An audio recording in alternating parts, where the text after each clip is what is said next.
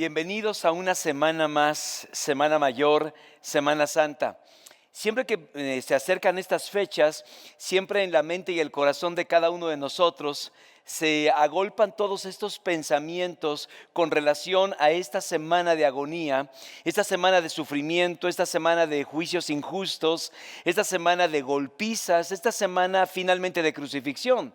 Y por supuesto, también celebramos la resurrección de Cristo.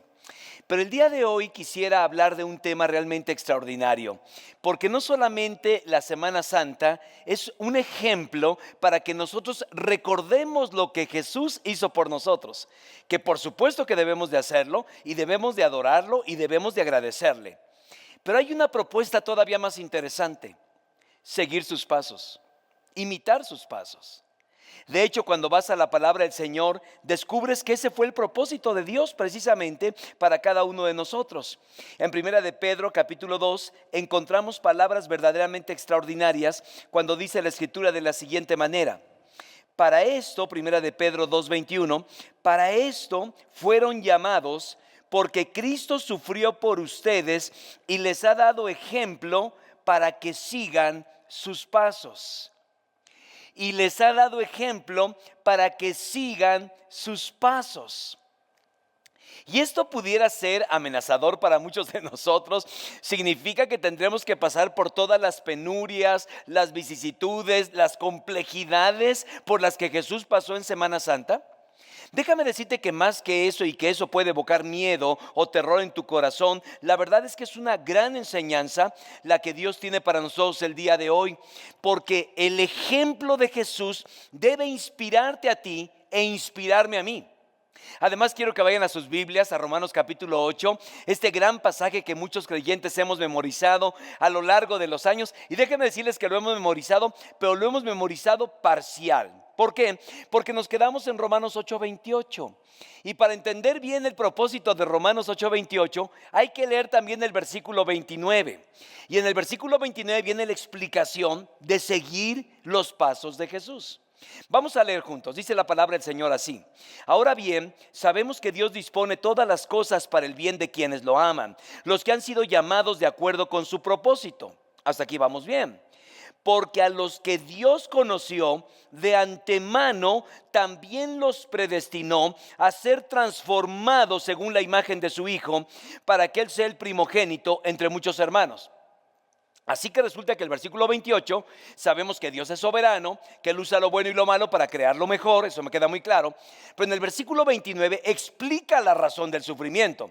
Y parte del sufrimiento es que dice el texto bíblico: también los predestinó a ser transformados según la imagen de su Hijo.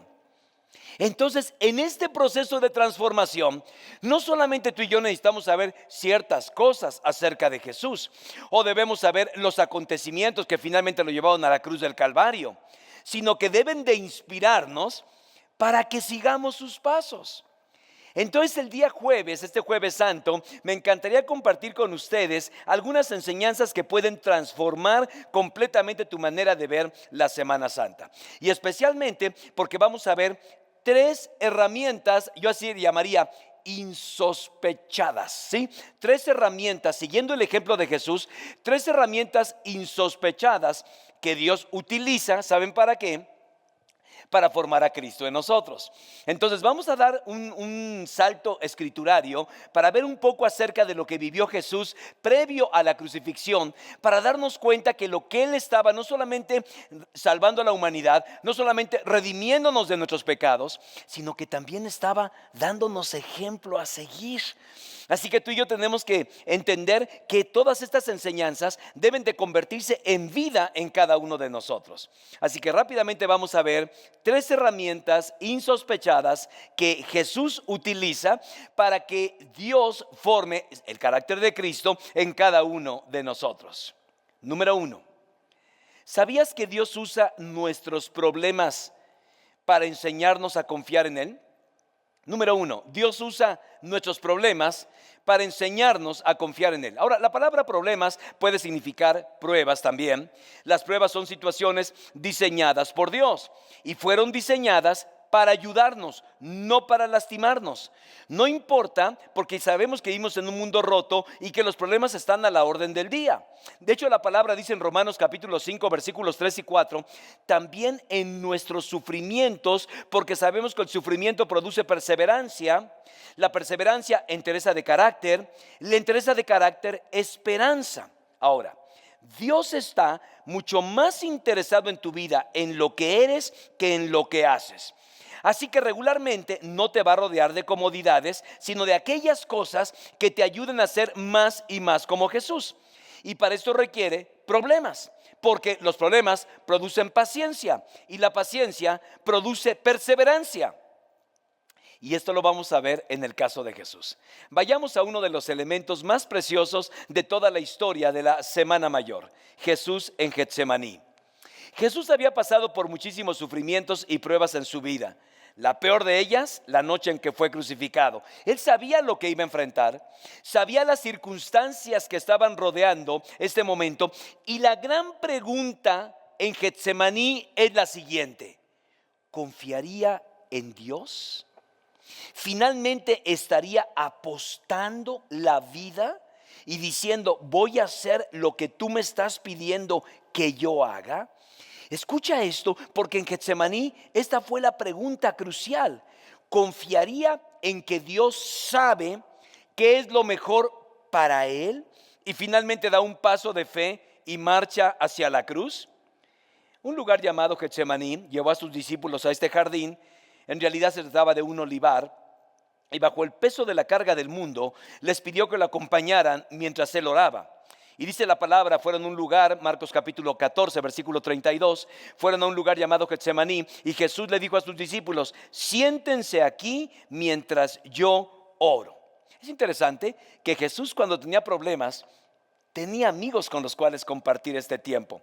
Pero este sufrimiento es sufrimiento con S mayúscula. Dice la palabra en el versículo 34, es tal la angustia que me invade que me siento morir. Por favor, quédense aquí y vigilen. ¿Qué estaba pasando Jesús en Getsemaní? Un sufrimiento, y un sufrimiento muy intenso, un sufrimiento atroz, complicado. Pero fíjense Jesús que en medio de los problemas decía lo siguiente, porque decimos, para que ustedes sigan sus pasos, para que ustedes hagan lo que Él hizo. Bueno, ¿qué hizo Jesús en medio de los problemas y uno de los retos más grandes de su vida? Él decía, Abba Padre, todo es posible para ti, no me hagas beber este trago amargo, pero no sea lo que yo quiero, sino lo que tú quieres. ¿Qué fue lo que hizo Jesús? Pidió por la voluntad de Dios. Y eso es exactamente lo que tú y yo debemos de hacer. Cuando tengo problemas, puedo decirle a Dios, no me gusta lo que está pasando, puedo hasta pasar mis momentos de duelo, le podemos pedir a Dios, líbrame de esto, sé que tú puedes librarme de esto, sé que no hay nada imposible para ti, sin embargo, siempre, siempre, siempre tu voluntad y no la mía. Y este es el primer punto. Si has de llegar a ser como Jesús a lo largo de tu vida, tendrás que aprender qué hacer en los problemas. Tendrás que aprender cómo Jesús confió en Dios completamente, aunque parecía horrible, aunque su vida se estaba cayendo a pedazos, aunque Él dijo, no lo comprendo, aunque puedas decir tú también, me estoy hundiendo, me estoy muriendo, me estoy ahogando, tendrás que aprender a confiar en Jesús tal como Él lo hizo. ¿Saben por qué? Porque los problemas nos enseñan a confiar en Él. Ahora, ¿es fácil confiar en Dios cuando todo va bien? Es fácil confiar en Dios cuando la vida nos sonríe. Es fácil confiar en Dios cuando tienes trabajo, sustento, dinero, recursos y la familia marcha bien. El problema es cuando se hacen complejas estas cosas. Entonces tenemos que aprender de Jesús, siguiendo los pasos del Maestro, que en el momento más difícil en Getsemaní y luego en la cruz, aprendió a confiar en Dios a pesar de todo. Pero hay una segunda cosa que el Señor hace como herramienta insospechada que vivió en Jesús, lo experimentó Él y que tú y yo podemos experimentar también el día de hoy. En segundo lugar, Dios usa la tentación para enseñarnos a obedecer. Toma nota de esto. Dios usa la tentación para enseñarnos a obedecer. Así como usa las pruebas, usa los problemas para que aprendamos a confiar en Él, también usa la tentación para enseñarnos a obedecer. Y esta es una manera insólita en realidad. Voy a dar una definición de tentación. Situaciones diseñadas por Satanás con intención de perjudicarnos. Estas son las tentaciones. Recuerden que las pruebas son situaciones diseñadas por Dios para ayudarnos, para fortalecernos, para hacernos mejor persona. Tentación, situaciones perpetradas por Satanás para destruirnos, para lastimarnos. Dios nunca tienta a nadie. La Biblia es muy clara al respecto. Todas las tentaciones han sido diseñadas por Satanás con la intención de lastimarnos. Y es importante que tú y yo lo entendamos, porque en las tentaciones tienes la capacidad de elegir. Tienes la capacidad de decir sí o no. Es decir, está en tu propio terreno, la pelota está en tu propio campo, donde tú puedes decir sí voy a hacer lo que Dios quiere que yo haga, o sencillamente no, voy a ceder a la tentación. Ahora, para esto volvemos al ejemplo. Jesús enfrentó tentaciones. Nunca pecó, pero enfrentó tentaciones. Justo después de su bautismo, escuchen esto, después de su bautismo, por cierto, vamos a tener bautismos el próximo domingo. Después de su bautismo, al comienzo de su ministerio, a la edad de 30 años, sufrió un intenso periodo de 40 días de tentación en el desierto. Y lo repito, un intenso periodo de 40 días de tentación. Dice la palabra en Mateo capítulo 4 verso 1. Luego el Espíritu llevó a Jesús al desierto para que el diablo lo sometiera a tentación. Ahora, ¿se acuerdan lo que estamos hablando? Seguir los pasos del maestro, seguir los pasos de Jesús. Entonces, si Jesús entró en el complejo y delicado mundo de las tentaciones, ¿qué te hace pensar que tú no? Que de alguna manera Dios te ama tanto y te bendice tanto que no, hijo, tú despreocúpate, nunca vas a ser tentado. Ya le puse aquí una barrera al enemigo y él no va ni siquiera a molestarte, es más, ni te va a despeinar. Digo, para muchos sería difícil por la falta de cabello, pero ni siquiera te va a despeinar. Y algunos quizá digan, ay, qué maravillosa sería la vida así. Pero cuando estamos aprendiendo del ejemplo de Jesús, pues resulta que Jesús también fue tentado. Ahora, nunca pecó. Pero si Jesús mismo enfrentó tentaciones, tú y yo también las enfrentaremos, querido. De hecho, el hecho de que Jesús haya enfrentado tentaciones nos recuerda algunas verdades de la tentación que rápidamente quiero compartir con ustedes. Número 1, no es pecado ser tentado. De una vez, no es pecado ser tentado. Es decir, Jesús fue tentado y nunca pecó. Ahora, tú puedes evitar caer en pecado cuando resistes la tentación y corres hacia el amor y la gracia del Señor. Y segundo lugar, todos somos tentados de la misma manera. Todos. La Biblia dice que todos somos tentados en el mismo modelo común. Ahora, una de las maneras que Satanás tiene es que hacernos creer que las tentaciones que yo tengo son más difíciles que las tuyas. Por eso yo cedo. O sea, yo tengo algunas tentaciones tan complicadas como pastor de la iglesia que ustedes ni se imaginan. A ver, entonces aquí bájele 2 rayas. Todos hemos sido tentados de las mismas maneras. Las cosas que a ti te tientan son las cosas que a mí también me tientan. Así que tú y yo podemos estar completamente convencidos que está al género humano. Tengo esta tremenda tentación, ¿verdad? Y la verdad es que no sé qué hacer. No eres un caso singular que puedas justificarte al decir, bueno, yo sí efectivamente cedí a la tentación porque tú, pastor, no entiendes el tipo de tentaciones que yo tengo. A ver, tranquilo. Todos tenemos las mismas tentaciones y somos tentados de las mismas maneras. Es importante recordar que nunca vas a evitar las tentaciones. Es decir, nunca vas a llegar a un punto en tu vida en que digas, no, yo ya no, a partir de los 60 ya tercera edad, ya no eres tentado de nada. Quisiera ser tentado, quizá algunos hasta puedan decir, ¿verdad? Pero la verdad es que nunca llegas a un punto en tu vida espiritual que seas tan viejo en que ya no seas tentado. Porque déjenme decirles que Jesús está en el clímax de su vida y de su ministerio. Estamos hablando de 40 días de ayuno y oración. ¿Cómo hizo Jesús para soportar todos estos días sin alimento? Solamente alguien como él pudo haberlo hecho, y aún en medio de esto, la tentación terrible del enemigo. Es decir, el punto de Jesús espiritual estaba en lo más alto de su vida. Si pudiéramos hablar de madurez, está en el punto más amplio de madurez de su ministerio, y ahí fue tentado. Entonces, para aquellos que andan caminando cerca de Dios, aquellos que están sirviendo a Dios en un ministerio, aquellos que dicen, yo ya tengo mi tiempo devocional, pastor, estoy en un discipulado, voy a un grupo pequeño, estoy creciendo, me estoy desarrollando, prepárate. Porque no quiere decir que el enemigo diga, no, este cuate sí está muy difícil, la verdad es que no lo voy a poder tentar. Déjame decirte, el punto es importante. Todos vamos a ser tentados. Y la respuesta tiene que ser la de Jesús. Mateo capítulo 4, versículo 10. Vete, Satanás, le dijo Jesús, porque escrito está, adorarás al Señor tu Dios y a Él solo servirás. Él enfrentó la tentación. Ahora, el punto es este, hablando acerca de tentaciones. La tentación siempre procurará probar si amamos más a Dios que a la tentación. Escucha esto, si amamos más a Dios que a la tentación. Eso ocurre cuando somos tentados. Se trata de probar si verdaderamente amo a Dios con todo mi corazón, que puede ser el dinero, una tentación, o puede ser alguna relación fuera de matrimonio, una tentación. Y la pregunta es, ¿amo más esa relación que a Dios? ¿Amo más al dinero que a Dios? ¿Amo más el poder que a Dios? ¿Amo más mi reputación que a Dios? En pocas palabras, ¿a quién amas más?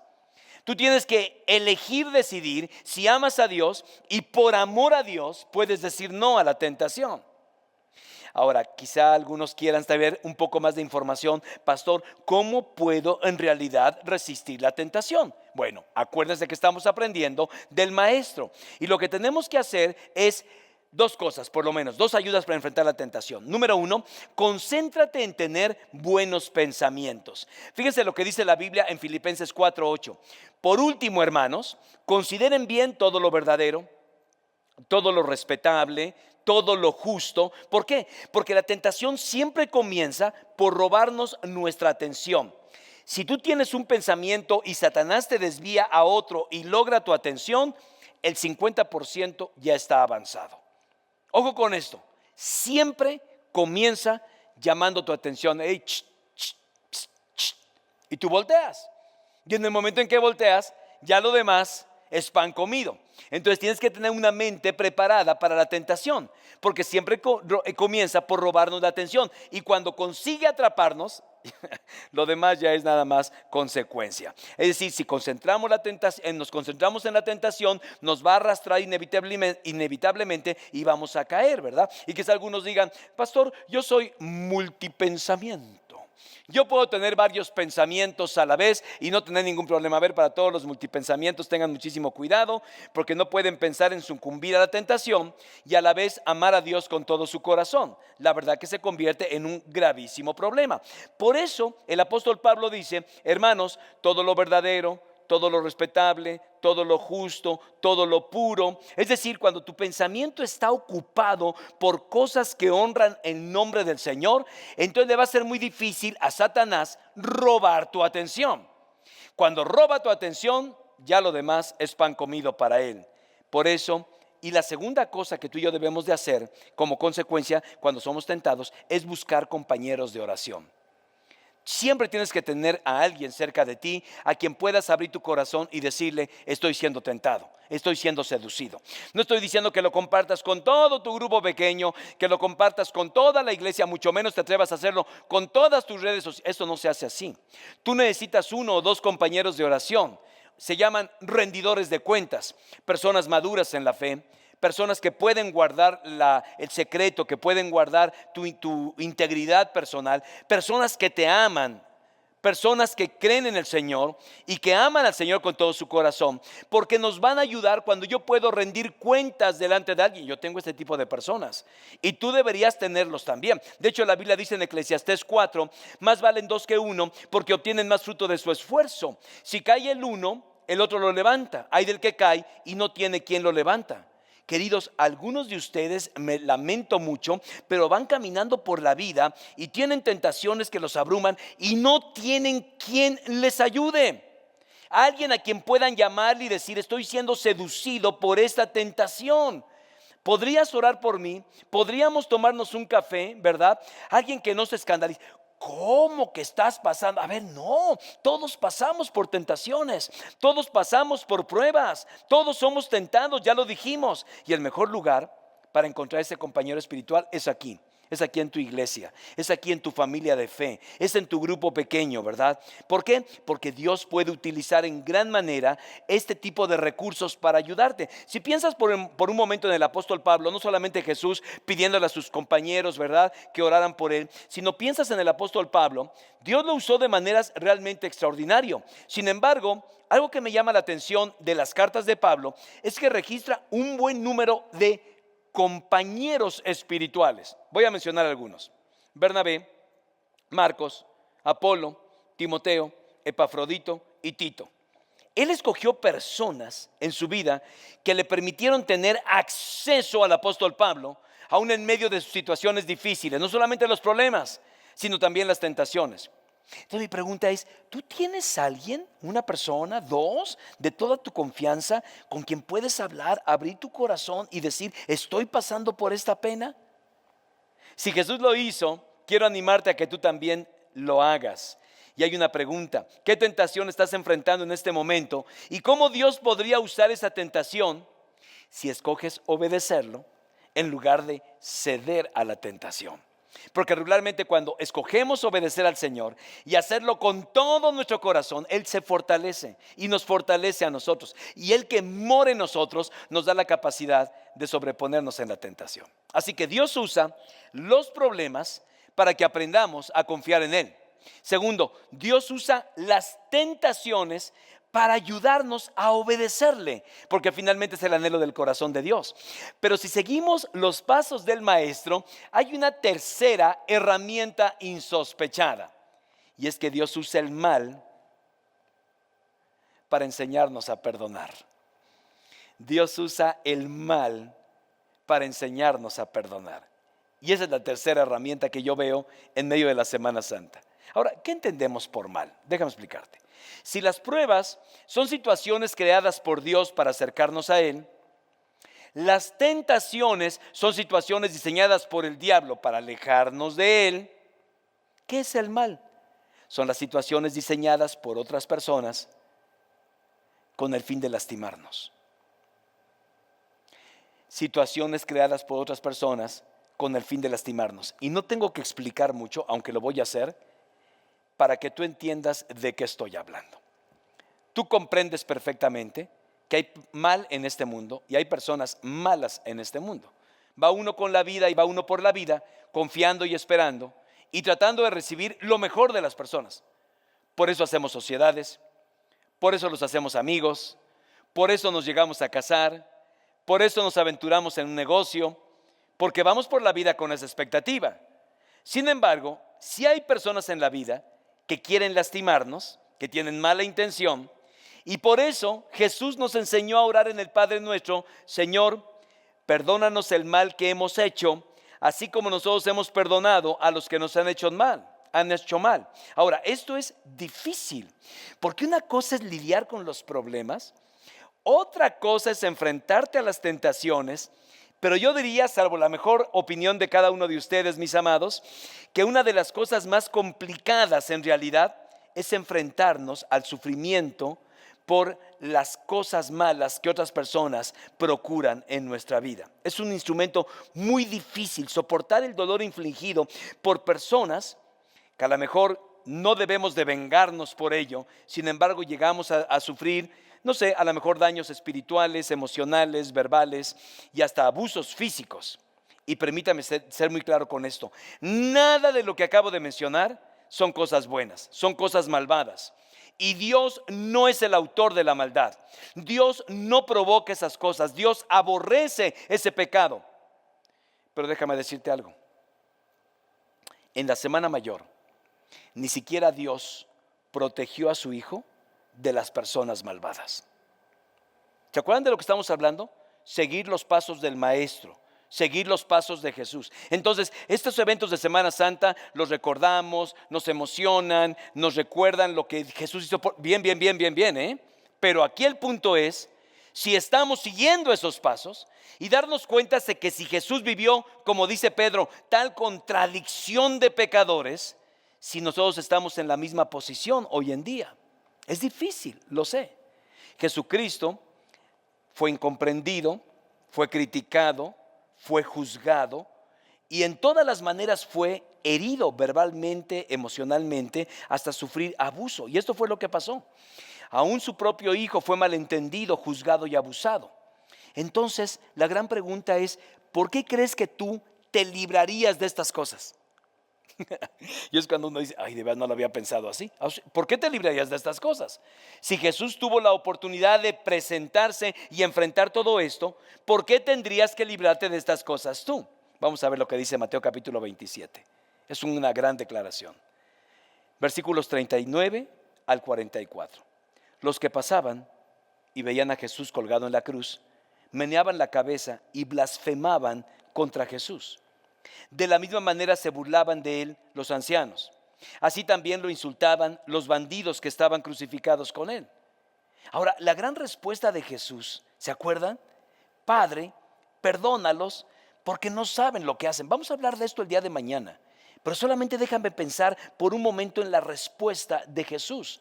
Por eso el apóstol Pedro, en primera de Pedro capítulo 1, él retoma esta escena de la cruz y dice así: cuando lo insultaban, no contestaba con insultos. Cuando lo hacían sufrir, no amenazaba, sino que se encomendaba a Dios, que juzga con rectitud. ¿Qué hizo Jesús? ¿Cómo respondió ante las personas que lo estaban lastimando? Él pudo haber usado su derecho de venganza, sin embargo no lo hizo. Se tragó el dolor, soportó la pena y respondió al mal con bien. Eso hizo Jesús. Y entonces, amado de mi corazón, si tú vas a crecer espiritualmente y de verdad eres tan osado de decir, voy a seguir los pasos del maestro, tendrás que aprender las mismas cosas. Tendrás que aprender a soportar el dolor y a transformarlo para la gloria de Dios. Ahora, déjame decirte cómo se logra esto. En primer lugar, tienes que recordar que Dios te ha perdonado. Es decir, ¿cómo yo puedo perdonarlos? Número uno, Dios te ha perdonado. La Biblia dice en Efesios 4:32, perdónense mutuamente, así como Dios los perdonó a ustedes en Cristo Jesús. Así que no eres lo suficientemente perfecto como para decir, no, yo no voy a tener ese problema porque yo nunca he ofendido. Tú has fallado y de muchas maneras. Y además Dios nunca te pediría que perdones a nadie más de lo que Él te ha perdonado a ti. El segundo consejo.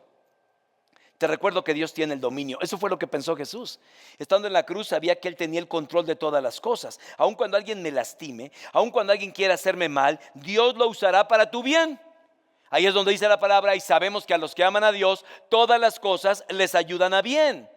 De hecho, eso fue lo que pasó con José. ¿Recuerdan de José en la Biblia? Nos cuenta que su propia familia lo traicionó, sus hermanos lo vendieron, odiaban tanto a su hermano menor que lo vendieron como esclavo, le mintieron a su padre y le dijeron que lo había matado un oso o algo así.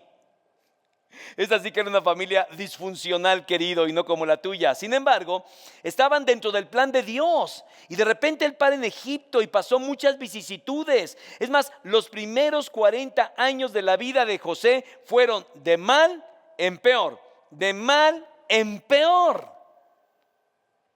Parecía que su problema era haber nacido, ¿verdad? Sin embargo, ustedes conocen la historia. Luego sus hermanos buscaron a este hombre, ¿verdad? Que no sabían que era obviamente su hermano y era el segundo de a bordo del país más poderoso de la tierra.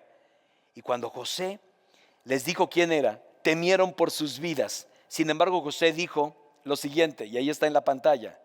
Es verdad que ustedes pensaron hacerme mal, pero Dios transformó ese mal en bien para lograr lo que hoy estamos viendo, salvar la vida de mucha gente. Queridos, conozco adultos de 40, 50, 60, 70 años que no han alcanzado este nivel de vida. Todavía andan buscando cómo vengarse, viven llenos de amargura, de dolor, no están confiando en el Señor. Sin embargo, lo que veo es que Dios quiere enseñarnos a través del ejemplo vivo de Jesús. Por eso, si podemos recapitular, Dios usa, en primer lugar, todas las cosas que nos llegan a suceder, los problemas de la vida, ¿verdad?, para enseñarnos a confiar en Él. En segundo lugar, Dios usa las tentaciones para enseñarnos a obedecer. Pero también Él usa el mal para enseñarnos a perdonar. Piénsalo por un momento. Si no hubiera mal en la vida, no tendríamos que perdonar a nadie. Si nosotros no fuéramos o actuáramos maliciosamente, no tendríamos la necesidad de que nos perdonaran. Así que el perdón ahí está como resultado del mal en la vida. Y déjame decirte lo siguiente, a manera de conclusión. El más grande testimonio que puedes dar es cómo te conduces frente al dolor. ¿Cómo respondes cuando vienen las pruebas, cuando vienen los problemas, cuando vienen las tentaciones o cuando viene el dolor de las personas? ¿Cómo respondes? Y la pregunta sería, ¿lo haces como Jesús? Porque el tema es ese, de lo que estamos hablando hoy. Estas cosas fueron hechas para que ustedes sigan sus pasos. Entonces no es ni siquiera, no, es que en mi familia, venimos de una familia muy rencorosa. Eso me tiene sin cuidado. La Biblia dice que el que está en Cristo es una nueva criatura y tú puedes cambiar todas esas cosas. Y este es el propósito de la vida, que seas como Jesús. Ahora, para ser como Jesús, tienes que pasar por las mismas cosas que pasó Jesús. Y si Él pasó por pruebas en su vida, tú también las pasarás. Si Él pasó por tentaciones, tú también las pasarás. Si Él experimentó la maldad del mundo, tú también lo pasarás. Y la gran pregunta es, ¿cómo puedes sucumbir ante una situación tan compleja de hacer lo correcto, aún en momentos difíciles? Quiero terminar con Romanos capítulo 8, versículo 17. Miren estos versículos, dice: nosotros pasamos exactamente por lo mismo que atraviesa Cristo. Si pasamos por tiempos difíciles con Él, entonces seguramente pasaremos por los buenos tiempos con Él. ¿Sí captamos? Todos queremos estas bendiciones y estas cosas que vengan de parte de Dios, pero tú y yo tenemos que aprender primeramente de Jesús. Y yo quiero que vayamos a hacer un tiempo de adoración y de alabanza con esta preciosa canción que precisamente nos conecta para que tú y yo podamos tener este encuentro y esta rendición al único que puede ayudarnos en medio de los problemas y las vicisitudes de la vida. Y yo voy a regresar para compartir finalmente cuál es la manera en que en realidad puedes empezar a seguir los pasos del Maestro. Pero ¿por qué no juntos alabamos al Señor? Preparamos nuestros corazones para darle una respuesta al mensaje que hemos recibido este Jueves Santo. Cantemos al Señor.